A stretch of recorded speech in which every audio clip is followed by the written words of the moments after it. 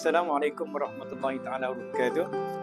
Saya di muka surat 46 buku ni, buku rukhsah solat kritikal, saya katakan dalam keadaan kita sihat-sihat ada, hukum azimah terpakai kepada kita.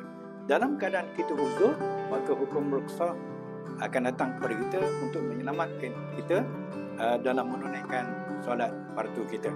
Adakah uzur itu terhad kepada orang sakit? Mereka yang dibolehkan pada muka 68 saya sebutkan, mereka yang dibolehkan mengambil rukhsah dikategorikan sebagai uzur.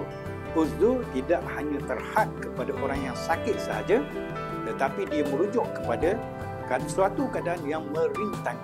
Contohnya satu pasukan doktor di Dewan Bedah, dia buat operation, mereka buat operation start 12.30 sampai pukul 5 petang.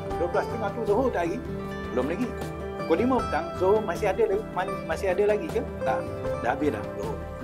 Jadi keadaan dia itu merintangi ataupun satu keadaan yang bukan biasa, yang sukar, yang sempit, yang sulit, yang susah, menyebabkan seseorang itu terhalang daripada menyempurnakan sepenuh kehidupan.